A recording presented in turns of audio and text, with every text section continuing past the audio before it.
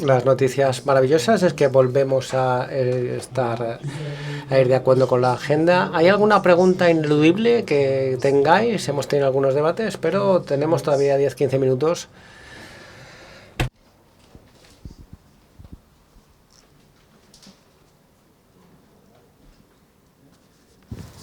I have two questions, but let's Tengo dos preguntas, pero voy a empezar con una y si puedo hacer la segunda. Una pregunta para Darius. Estoy hablando en inglés porque es una pregunta para Darius y para Serge. Necesito una aclaración. Creo que habéis hecho un punto muy importante. Un área no está designada. Una OECM no está designada. No es, solo se informa. Es sobre identificar áreas potenciales, evaluarlas y si cumplen el criterio, entonces podemos informar sobre ellas. Entonces creo que lo que se dice es importante porque estamos hablando de la pregunta de Javier de antes. ¿Necesitamos o es una nueva entidad legal? Yo creo que no, porque la pregunta sí que lo parece antes. España está teniendo la estructura legal para darle apoyo. No es un tema de crear nuevas entidades legales, es sobre identificar áreas potenciales que no son MPAs que han sido establecidas por el sector de pesquerías con un objeto de pesquería que de forma directa o indirecta está produciendo beneficios de biodiversidad, pero no se crearon para eso. Entonces no es un tema de objetivos, lo que importante es el resultado de esa área o esa área concreta de cierre de pesca, de veda de pesca. Entonces, por favor, confirmar que no es un tema de crear una nueva entidad legal. Esa es mi primera pregunta. No sé si se me ha entendido. Sí, claramente. Y yo lo he dicho mal cuando empecé a comunicar con OSPAR, porque no es una designación. Las MPAs están designadas, pero las OECM simplemente se reconoce que ahí hay un beneficio. Entonces es un tema de reconocimiento.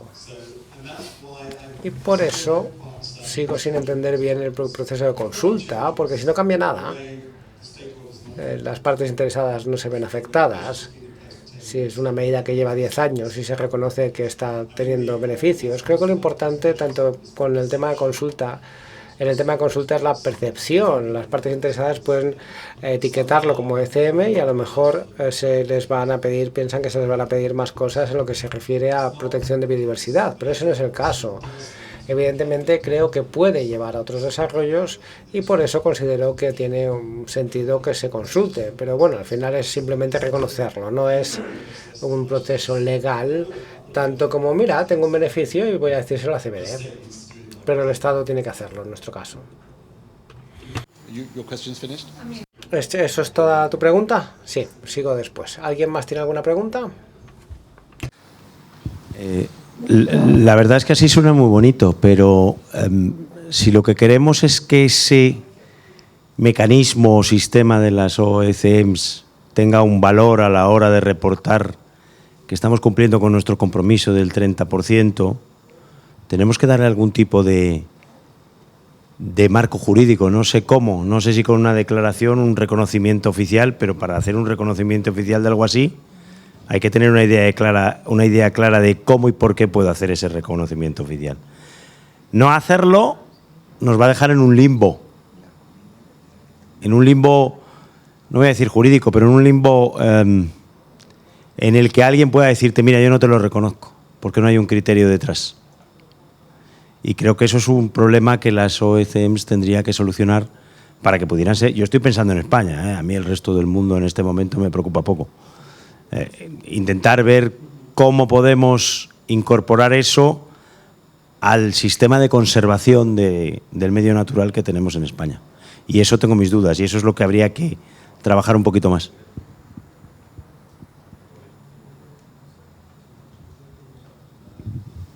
Yeah, just one comment on. Is it working? Yeah, one comment on that. Un comentario sobre eso.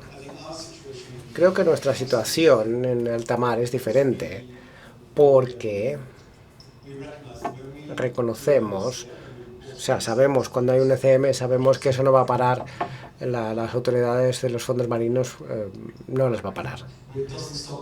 Eso no para a las autoridades de fondos marinos de hacer las cosas que tienen que hacer ahí. De hecho, tengamos OECM o no, esperamos que tengamos ahí una medida que lo respete, pero no hay nada que les pare.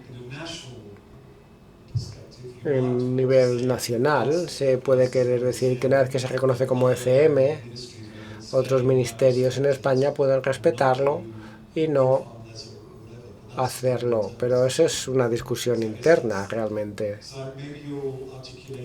Así que a lo mejor articular las necesidades externas más que informar sobre un depósito en el CBD. Darius, on the same question, sorry, here.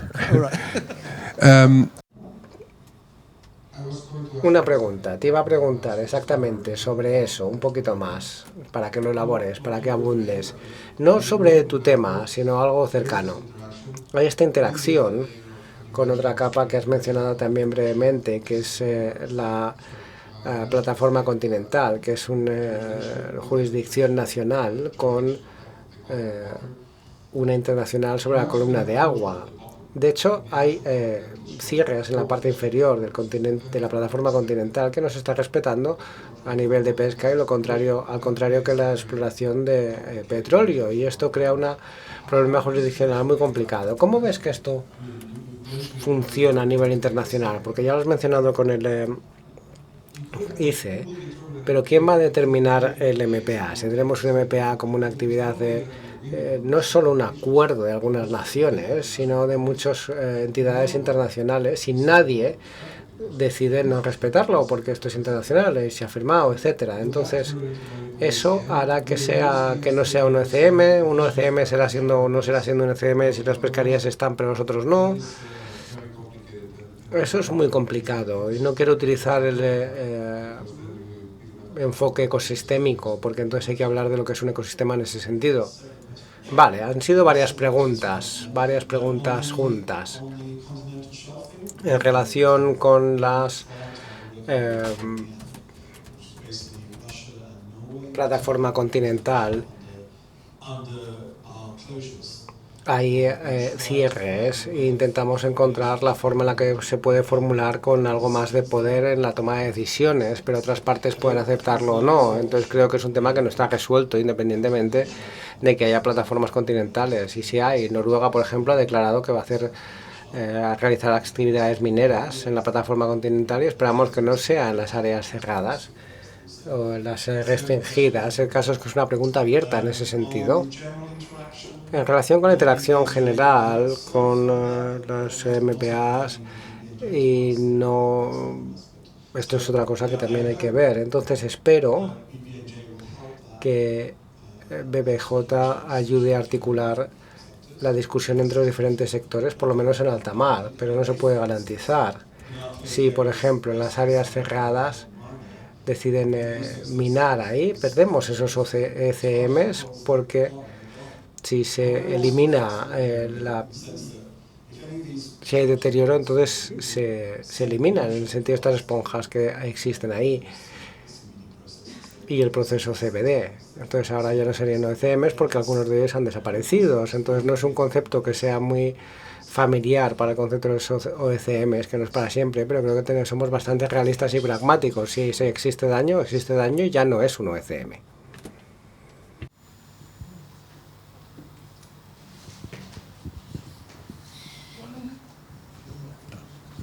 In the BBNJ, en el proceso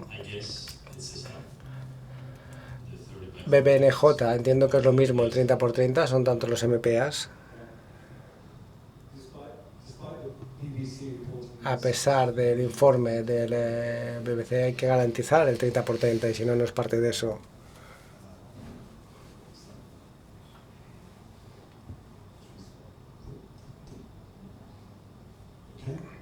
Ahora mejor, sí. Entonces el 30x30 no es sobre el BBNJ. Incluso cuando se habla con la gente dentro de CBD, el objetivo del 30% es global, dicen, pero no queda claro cómo interactúa con el 30% en alta mar. Entonces, nada de eso realmente está como definido. Como digo, estamos añadiendo las cifras para tener una perspectiva y creemos que eso debería ser parte, pero no hay nada así como formal.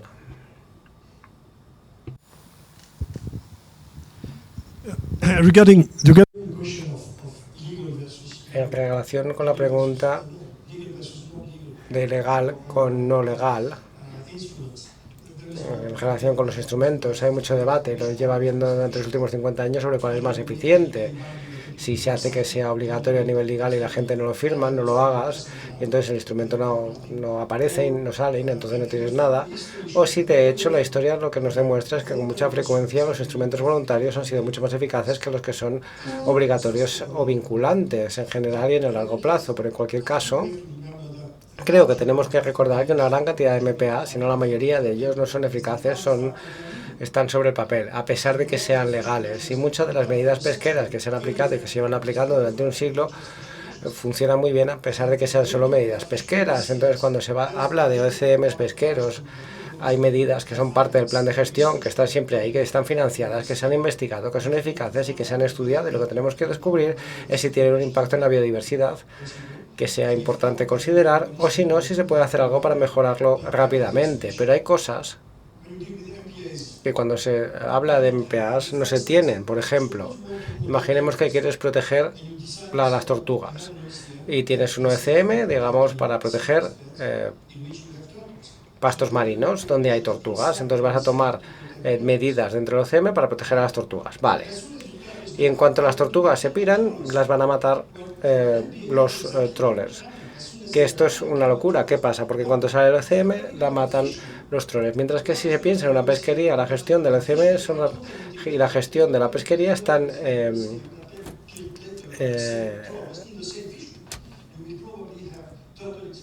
protegidas. Aquí lo que tienes son toda una serie de sistemas que te permiten integrar lo que haces dentro y lo que haces fuera, porque si las tortugas las matan con pesca de arrastre, entonces no te funciona, y eso no es común en los OCMs. Entonces hay varios aspectos de eficacia que a lo mejor se relacionan muy poquito unos con otros, o con cuál es el marco legal donde se utiliza. Y una cosa que deberíamos recordar es que el acuerdo de 30x30 no es un acuerdo legal, no es vinculante, simplemente es un acuerdo de políticas entre las naciones y no hay nada vinculante en él.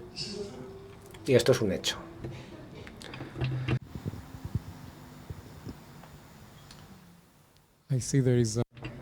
Veo que ya no hay más preguntas por parte del público. Sí, hay un seguimiento, una segunda pregunta. A ver, es que antes del café, ya hemos estado discutiendo antes, qué piensan los ONGs medioambientalistas sobre las ONCMs. Yo quiero dar la vuelta a la tortilla.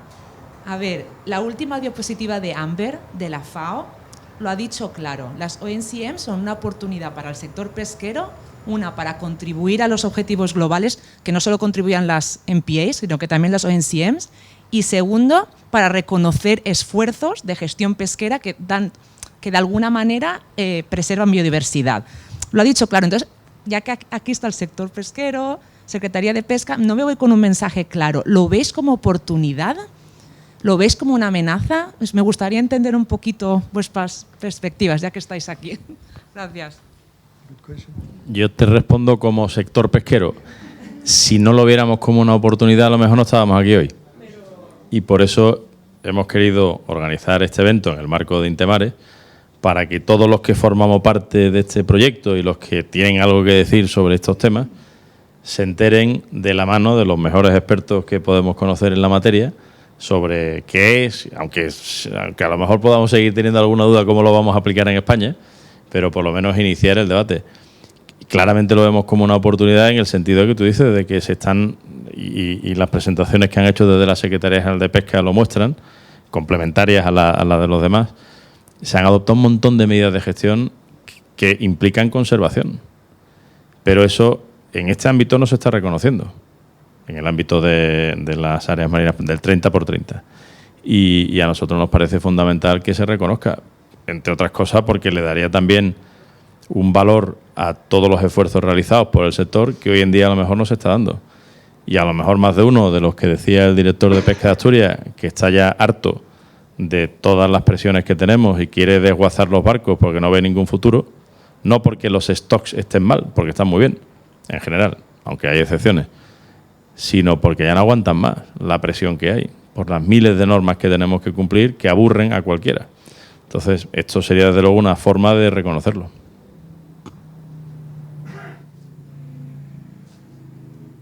Y me imagino que desde el punto de vista de administración pesquera también sería, en cierta manera, reconocer el trabajo que se hace desde el propio ministerio. Digo yo.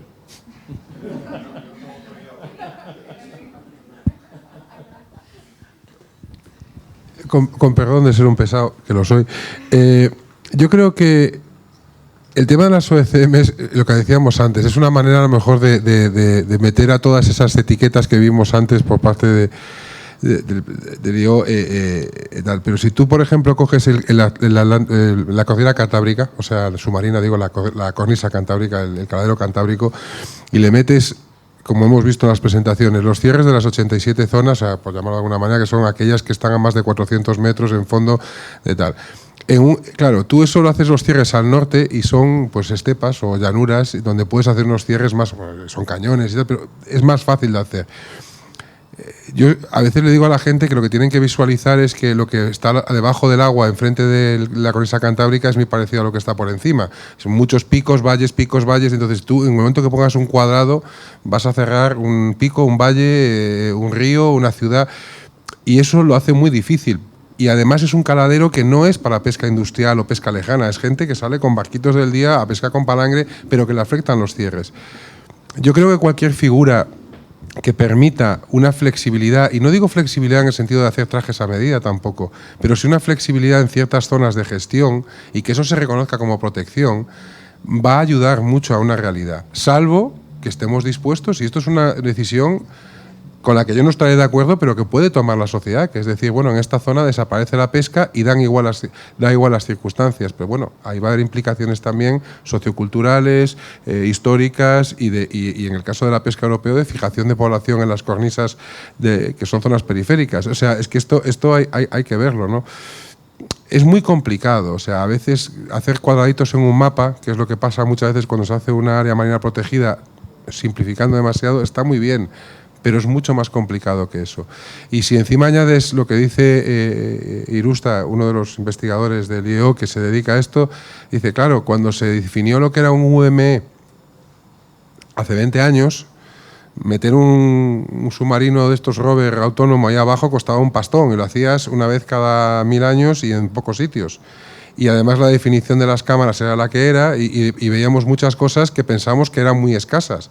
Y ahora siempre que metes algo aparece algo. Entonces igual los ecosistemas vulnerables no son tan vulnerables, y no digo que no haya que protegerlos, digo, pero igual no son tan vulnerables, igual son más abundantes de lo que creíamos. Y a lo mejor también tenemos que volver a evaluarnos. Y eso es otra flexibilidad que también tenemos que imponernos, que es que la ciencia avanza y que a lo mejor creíamos que de una manera es de otra, y que eso genera otras necesidades de protección o otras posibilidades de explotación. Y todo eso, a lo mejor hace falta una etiqueta que no sea área marina protegida. Y eso es una oportunidad, que exista una, no 50, o por lo menos que bajo una podamos reglamentar las otras 50. No lo sé, lo digo pensando en voz alta, pero creo que esas son las oportunidades jurídicas, ojo, que vemos desde el sector de poder dar un poco de sentido a toda esta colección de cierres que hay bajo diferentes normas y que hay que darles algún sentido único, ¿no? Si no, no tiene sentido. Para mí, si no, no me lo explico.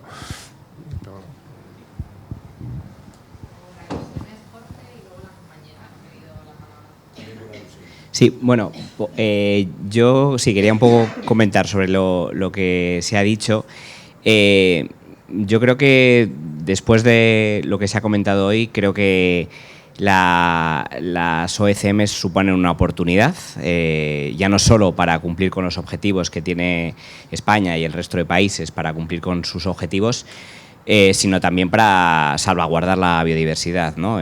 Ha quedado claramente dicho que que uno de los, si bien no son los objetivos de la OECM, sí que se tiene que comprobar que los resultados de esa OECM contribuyen a mejorar la biodiversidad, y en ese sentido pues estamos alineados, ¿no? Objetivos de áreas marinas protegidas y objetivos de OECM están alineados, ¿no? Y bueno, por alusiones y por insistir, aunque lo comentaba antes cuando tenía la oportunidad de realizar la presentación, bueno, desde el Ministerio la manera que estamos gestionando las áreas marinas protegidas o los espacios marinos protegidos, como yo prefiero denominarlos, no es un cuadrado en el que quedan excluidas todas las actividades. Se ha mencionado la pesca, se ha mencionado también la energía eólica.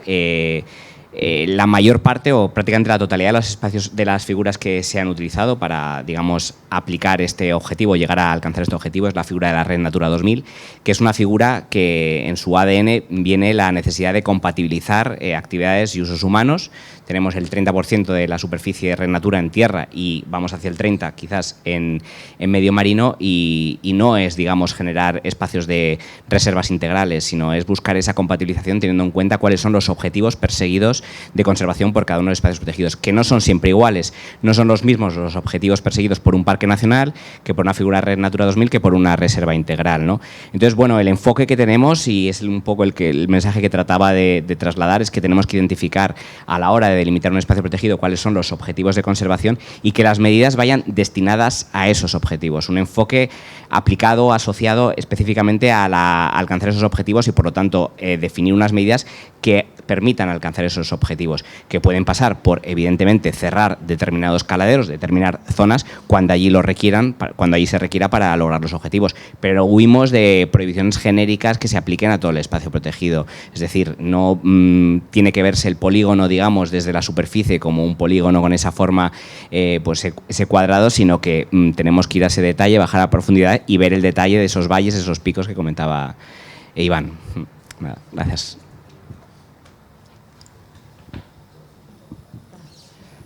Bueno, sí, gracias. Bueno, yo me gustaría, hola a todo el mundo, soy Elena Álvarez de Oceana, me gustaría intentar resolver un poco la pregunta que lleva en el aire desde esta mañana sobre qué piensan las ONGs. No, en realidad no. Efectivamente, yo no puedo hablar en nombre de todas las ONGs, pero sí podría decir una nota en relación a la perspectiva un poco que tenemos desde Oceana. Por supuesto, estamos aprendiendo. Esta jornada me gustaría agradecer también la jornada que hemos tenido hoy, porque creo que ha sido muy interesante y hemos podido aprender y entender un poco mejor cuáles son los criterios, cuáles son las áreas que pueden contar o no, o cómo pueden ser los primeros pasos que se pueden dar en España. Simplemente apuntar que desde Oceana consideramos, estamos bastante alineados con lo que estamos viendo aquí, con las opiniones generales, con lo que acaba de decir el compañero Jorge Alonso, y consideramos que aunque las áreas marinas protegidas deberían ser las primordiales figuras para contar frente al objetivo del 30×30, estas otras áreas que estamos viendo pueden ser una alternativa muy interesante que se puede evaluar y se puede estudiar. Lo que se ha mencionado también acerca del comanejo, el bottom-up, también es una alternativa que puede ser también bastante interesante para esto. Y simplemente apuntar que, bueno, no todas las áreas que tengan algunas medidas de gestión aplicadas deberían contar automáticamente para esto, como creo que estamos de acuerdo todos, ¿no? Simplemente tendríamos que aplicar los criterios, tendríamos que mirar una por una y tener como muy en cuenta si realmente se cumplen esos objetivos generales de protección, porque el objetivo del 30×30 es un objetivo muy importante y no se debería seleccionar un poco de manera generalizada, ¿no? Como creo que todos pensamos. Entonces, bueno, por poner un objetivo, un ejemplo rápido, aunque ya se nos ha dicho que no van a contar finalmente, pero el área, por ejemplo, de la CGPM, de esta FRA de los 1000 metros, sería un muy buen ejemplo de algo que no podría ser, evidentemente, por lógica. Sí, pues muy fácil, porque este área, aparte de tener esta gran extensión, no cuenta con las medidas, es un área que se ha designado en papel, pero no cuenta con las medidas necesarias en la práctica, ni de manejo, ni de vigilancia para que eso se esté cumpliendo. Para empezar, hay muchos... Perdona, termino, gracias. Para empezar, en este área, pues hay muchos de los países que contemplan la pesca en esta área que no tienen ningún sistema de localización. Entonces, evidentemente, esto haría que fueran de facto imposible, ¿no?, que contaran como OCDM. No estoy hablando del caso español, estoy poniendo este ejemplo como un área que no podría valer. Ahora, hay muchas otras que podrían ser perfectamente candidatas y simplemente se debe hacer un buen análisis y contrastar con los criterios. Muchas gracias. Pero yo pregunto, dado que España tiene una zona de protección pesquera en el Mediterráneo declarada en la que ejerce cierta soberanía y control en toda esa zona, el hecho de que España limite la actividad por debajo de 800 metros a la flota de arrastre, que podría ser la que más impacto podría tener en los fondos, ¿no daría lugar a que esa zona de la Mediterránea española pudiera ser considerada como una OECM?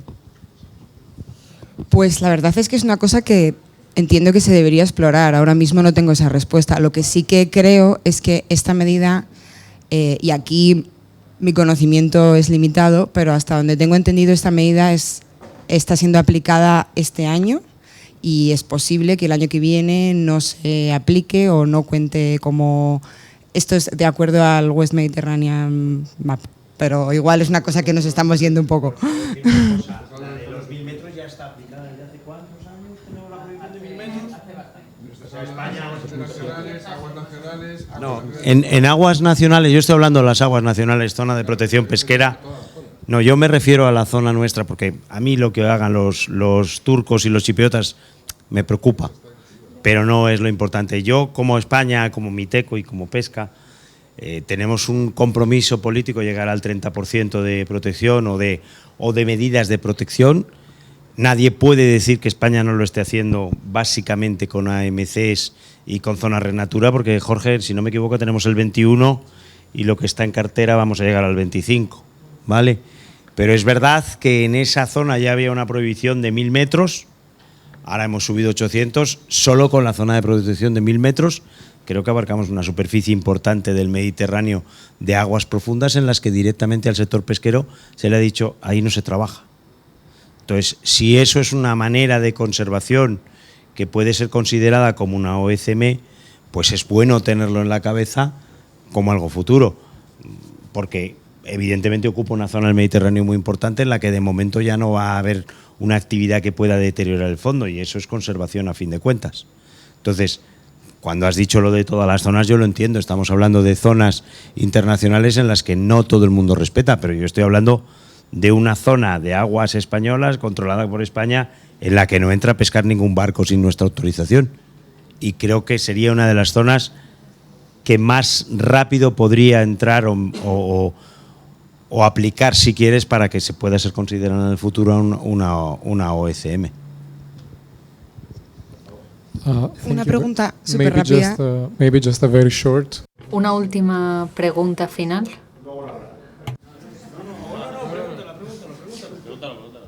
Vale, no, simplemente una pregunta muy rápida en este respecto. Esta aplicación de la norma de que España, de no pescar por debajo de los 800 metros, aplica solo a la flota española, ¿no?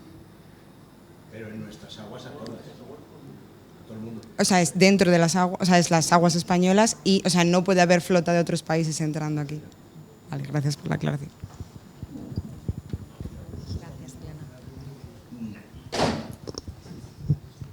Thank you very much. Muchísimas gracias por las preguntas, los comentarios. Durante la sesión de preguntas y respuestas, me complace decir que solo hay poquitas cosas que nos separen de la comida y el cierre oficial de la discusión de hoy. Casi es hora, así que muchísimas gracias por venir. Para empezar, quiero dar las gracias a todo el mundo que ha organizado este evento: Nadia, Rocío, Julio, Javier. Gracias a los oradores excelentes que se han unido hoy, a los compañeros del proyecto Intermares, a los ponentes o los asistentes de las preguntas. También quisiera mencionar un pequeño detalle importantísimo. Se ha grabado como parte del proyecto este evento y se va a utilizar para la diseminación, divulgación pública. Esto es muy importante mencionarlo. Ya lo he dicho antes. Si alguien se siente incómodo compartiendo alguna parte de la conversación, no duden en avisarnos. De cara al futuro, ¿por dónde empezamos? ¿Cómo resumir estas conversaciones del evento de hoy? Bien, hemos escuchado mucho acerca de las OECM. Todos nos iremos cargados de sabiduría y conocimientos de esta sala con los criterios, las definiciones, cómo se relaciona con el acuerdo BBNJ, las oportunidades de cara al futuro. Aparentemente todos estamos de acuerdo en la atracción, el gran momento que están viviendo las OECM pesqueras bajo el doble objetivo de gestión efectiva y conservación de la biodiversidad. Las OECM hoy en día son áreas definidas geográficamente distintas de las áreas marinas protegidas y gestionadas de un modo que consigan resultados a largo plazo para la biodiversidad, incluyendo el ángulo de los valores sociales relevantes a nivel local, económicos. Es una estrategia muy prometedora para conseguir los objetivos de biodiversidad, ya sea a nivel nacional, internacional, a nivel de la estrategia de la Unión Europea. Gracias por el consenso, por las discusiones. Hay un gran potencial de investigación del hecho de que muchas de las medidas pesqueras actuales ya pueden ser candidatas para OECM, y en esa dirección lo que es esencial es considerar o contribuir a más debates, más colaboraciones. Espero que la inspiración de hoy, los debates de hoy, hayan servido como primer paso para conectar todas las piezas del puzzle y avanzar en esta dirección. De nuevo, quisiera dar la palabra a al señor Morón para las palabras de cierre. Gracias. Gracias, Ilias. Y muchas gracias a todos por estar con nosotros. Yo creo que hemos conseguido lo que pretendía CEPESCA.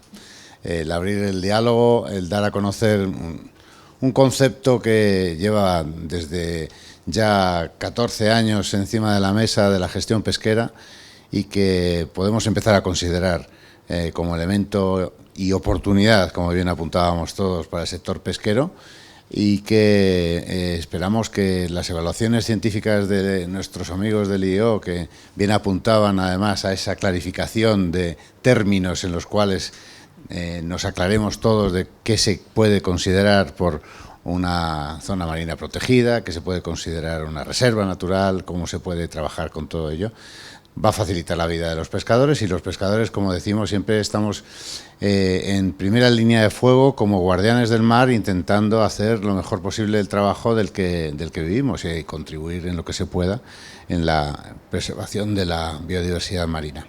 Así que muchísimas gracias a todos por venir aquí, y EBCD, por supuesto, Despina, Ilias, toda la gente de Miteco, la gente, por supuesto, nuestra gente del IEO y de la Secretaría de Pesca, y a nuestros invitados Serge y Darius, por estar aquí con nosotros. Y nada, nos vemos en otro debate de esta naturaleza, que seguramente que nos va a seguir enriqueciendo a todos. Gracias.